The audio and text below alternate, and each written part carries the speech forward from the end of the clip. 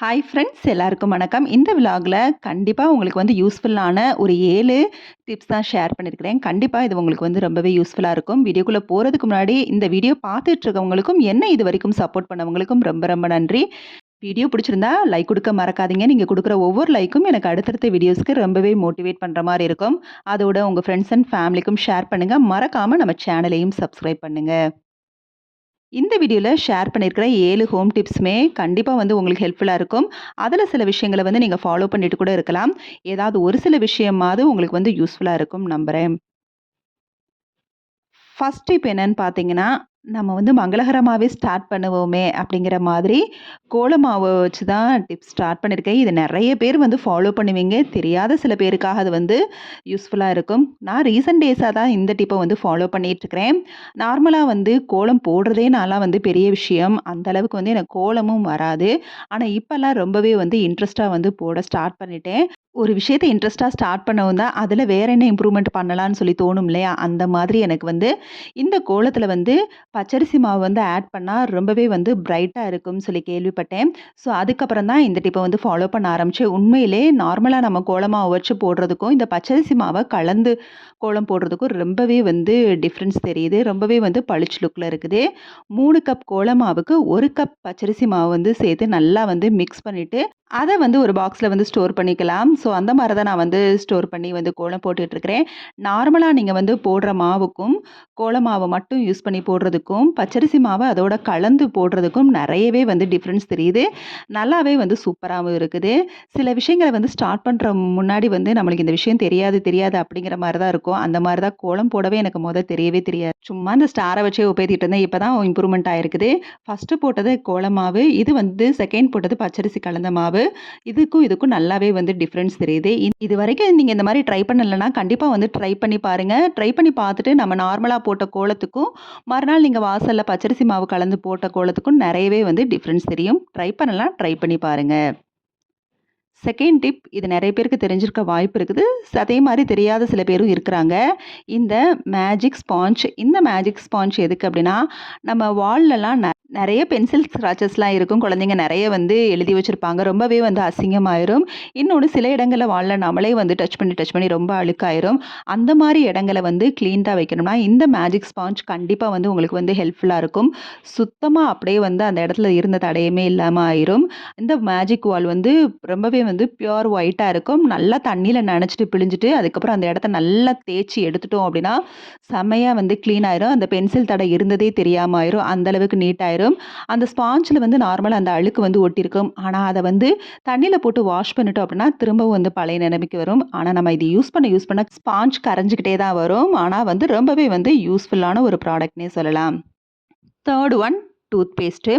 Tooth பேஸ்ட்ல நம்ம ஒவ்வொருத்தவங்க ஒவ்வொரு பிராண்ட் வந்து யூஸ் பண்ணுவோம். நாங்க யூஸ் பண்றது சென்சோடைன். சென்சோடைன் யூஸ் பண்றவங்கலாம் அண்டர் 12 இயர்ஸ்க்கு கீழ இருக்கிற குழந்தைங்களுக்கு வந்து இத யூஸ் பண்ணக்கூடாது. இதில பின்னாடியே வந்து மென்ஷன் பண்ணியிருப்பாங்க. அதனால இது வந்து 12 இயர்ஸ் கீழ இருக்கிற பிள்ளைங்களுக்கு கண்டிப்பா இத வந்து யூஸ் பண்ணவே கூடாது.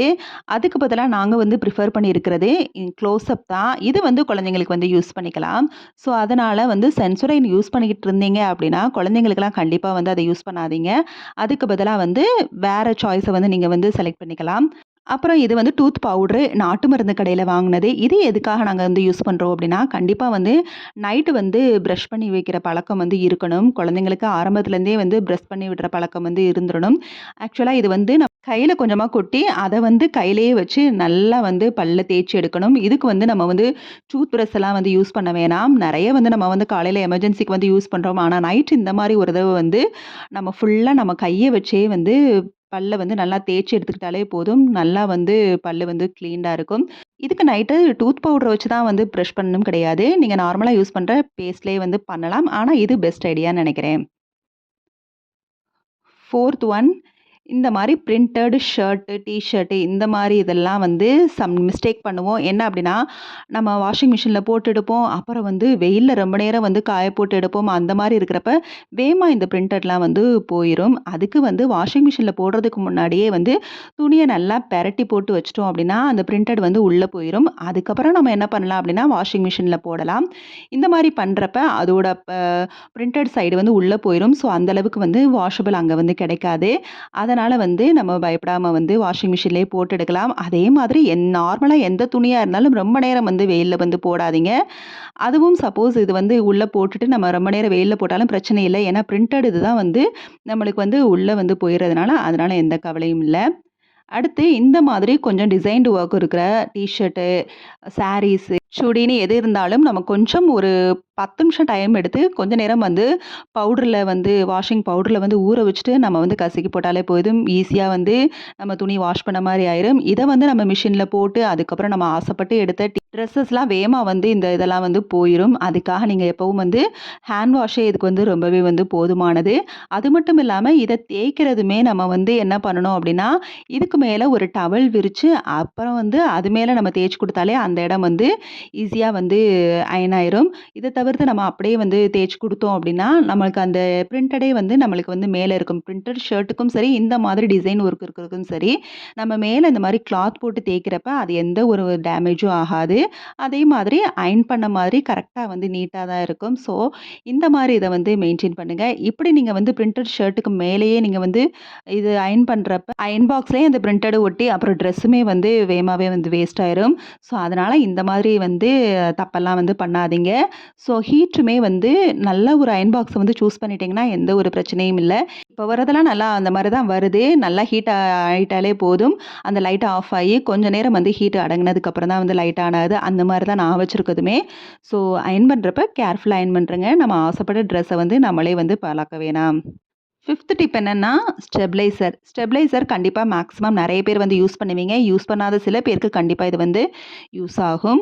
இது எதுக்கு அப்டின்னா, ஸ்டெபிலைசர் நார்மலா வந்து நம்ம electronic appliances fridge, TV, washing மிஷினுக்கு கண்டிப்பா வந்து ஸ்டெபிலைசர் வந்து முக்கியம். இது எதுக்கு அப்டின்னா, ஹை வோல்டேஜ கண்ட்ரோல் பண்ணி நம்மளுக்கு நார்மலான ஒரு வோல்டேஜ் தான் வந்து நம்மளுக்கு குடுக்கும். சம்டைம்ஸ் வந்து நம்மளுக்கு வந்து வீட்டுக்கு கரண்ட் வந்து ஹை வோல்டேஜும் வரலாம், லோ வோல்டேஜும் கிடைக்கலாம். ஸோ ஹை வோல்டேஜ்னா ரொம்பவே வந்து பொருள் வந்து அடியாயிரும். இது வந்து 210ஓ இதுக்குள்ளேயே தான் வந்து இருக்கும். ஸோ அதிகமான ஹை வோல்டேஜ் போறப்ப நம்மளுக்கு வந்து அத வந்து ஈஸியா வந்து கரெக்ட் பண்ணி வந்து ஒரே சப்ளையர் தான் வந்து நம்மளுக்கு குடுக்கும். அதனால நம்மளோட பொருளும் வந்து அடியாகாது. கண்டிப்பா ஹை வோல்டேஜோ, லோ வோல்டேஜோ இருக்கிறப்ப ஸ்டெபிலைசர் இல்லன்னா கண்டிப்பா நம்மளோட அப்ளையன்ஸ் வந்து கண்டிப்பா அடியாயிரும். ஸோ அதுக்காக தான் ஸ்டெபிலைசர் வந்து யூஸ் பண்ணணும். ஸோ கண்டிப்பா வந்து இதுவரைக்கும் நீங்க அத வந்து யூஸ் பண்ணல அப்டின்னா, கண்டிப்பா அத வந்து யூஸ் பண்ணுங்க. நார்மலா ஏசிக்கு அவங்களே வந்து ஸ்டெபிலைசரோட தான் குடுப்பாங்க. மத்தபடி டிவி, ஃப்ரிட்ஜுக்கெல்லாம் நாம தான் வந்து சூஸ் பண்ணணும். கண்டிப்பா இதுவரைக்கும் அந்த பழக்கம் இல்லன்னா, கண்டிப்பா அத மாத்திக்கங்க. 6th ஒன் நார்மலா நம்ம யூஸ் பண்ற இந்த மாரி பேட்டரீஸ்லாம் வந்து ரெகுலர் யூசேஜ் பொருளெல்லாம் இருந்துச்சு அப்டின்னா, நாம அதெல்லாம் வந்து ரிமூவ் பண்ண வேணாம். ஆனா ரொம்ப ரேரா எடுக்கிற ரிமோட்டு, அதுக்கப்புறம் வந்து ஷோகேஸ் ஐட்டங்கள், இந்த மாதிரி சில விஷயங்கள் வந்து ரொம்ப ரேரா எடுப்போம். ஸோ, அதுல வந்து நம்ம எப்ப பார்த்தாலும் வந்து பேட்டரியோடவே வந்து வைக்க வேணாம். கண்டிப்பா வந்து பேட்டரியோடவே வைக்கிறதுனால அந்த பேட்டரியுமே வந்து வேஸ்ட்டா போயிரும். இன்னொன்னு அந்த பொருள்லயுமே வந்து அந்த துரு பிடிச்சது வந்து ஏறிரும். இதுலலாம் இருக்கிறத நம்ம வந்து ரிமூவ் பண்ணி வைக்கிறது மூலியமா, அது பேட்டரியும் வந்து ரொம்ப வந்து கெட்டு போகாது. ஏன்னா எமர்ஜென்சிக்கு நம்ம புதுசா வந்து பேட்டரி வாங்குவோம் எப்பயாவது வேணும்னா. இதே இத வந்து தனியா நம்ம அத வந்து பாக்ஸ்ல ஸ்டோர் பண்ணி வைக்கிறப்ப, இத எடுத்து நம்ம யூஸ் பண்ணுவோம். ஸோ எந்த ஒரு பொருளுமே வந்து வேகமா வந்து வேஸ்ட் ஆகாது. எல்லாத்தையும் ரிமூவ் பண்ணி அதுக்குன்னு ஒரு பாக்ஸ வந்து செட் பண்ணி, அதுல வந்து நம்ம ஸ்டோர் பண்ணி வச்சுட்டோம்னா, அவசரத்துக்கு தேட வேண்டியது இல்ல. இந்த பாக்ஸ்ல தான் இருக்குங்கிறது வந்து தெரியும். ரிமூவ் பண்றது மூலியமா இந்த இடத்துலயும் வந்து துரு ஏறாம வந்து நம்மளுக்கு அந்த பொருளுமே வந்து நீட்டா மெயின்டெயின் ஆகும். வெயிங் மிஷினுமே உங்கட்ட இருந்தாலுமே, அதுலயுமே நீங்க ரெகுலரா யூஸ் பண்றதா இருந்தா, டெய்லி வெயிட் செக் பண்ணுவேன் அப்படின்னா, நீங்க வந்து அத அப்படியே வந்து விட்டுருங்க. அப்படி இல்லன்னா, ரொம்ப ரேரா தான் எடுத்து வெயிட் செக் பண்ணுவோம் அப்படின்னா, அதுல இருக்க அந்த செல்லையுமே வந்து எடுத்து இந்த பேட்டரி இதிலேயே வந்து ஸ்டோர் பண்ணி வைக்கிறது நல்லது. வால் கிளாக் கூட உடனே வந்து பேட்டரி வந்து போயிருச்சு அப்படின்னா, நம்ம வந்து இதில இருக்க பேட்டரியவே வந்து யூஸ் பண்ணிக்கலாம். ஸோ இன்ஸ்டன்ட் எமர்ஜென்சி ஒர்க்குக்குலாம் வந்து இந்த மாரி பேட்டரி எடுத்து வைக்கிறது ரொம்பவே வந்து யூஸ்ஃபுல்லா இருக்கும். கண்டிப்பா இந்த டிப் உங்களுக்கு வந்து யூஸ்ஃபுல்லா இருக்கும் நம்புறேன். லாஸ்ட்டா 7த் டிப் என்னன்னா, சிங்க் பம்ப் தான். இது வந்து இந்த பிளாக்கேஜ் வந்து அன்பிளாக் பண்றது. கண்டிப்பா வந்து இது நெறைய பேர் வந்து யூஸ் பண்ணுவீங்க. ஸோ ஃபாலோ பண்ணாத சில பேருக்காக. எனக்கு ரீசென்ட்டா அந்த பிரச்சனை இல்ல. ஏன்னா லாஸ்ட் வீடியோல கூட சொல்லியிருப்பேன். வீக்லி ஒன்ஸ் வந்து நெறைய வந்து தண்ணி புடிச்சு சிங்க்ல வந்து ஊத்தி விடுவேன்னு சொல்லி. ஸோ சிங்க்ல வந்து பிளாக் இருந்துச்சு அப்டின்னா, இந்த பம்ப வச்சு நல்லா வந்து பிரஷ் பண்ணி விட்டோம்னா, கண்டிப்பா அந்த பிளாக்க வந்து எடுத்துரும். ஒவ்வொரு தடவையும் விளக்கமாறு குச்சியெல்லாம் வந்து எடுத்து அந்த இதெல்லாம் வச்சு எடுக்கிறதுக்கு பதிலா, நம்மளுக்கு இது வந்து ஈஸியான மெத்தட். கண்டிப்பா இந்த டிப்பும் உங்களுக்கு வந்து யூஸ்ஃபுல்லா இருக்கும் நம்புறேன். இதோட இந்த விளாக் முடியுது. அவ்வளோதான். ஓகே. பாய். தேங்க்ஸ் ஃபார் வாட்சிங்.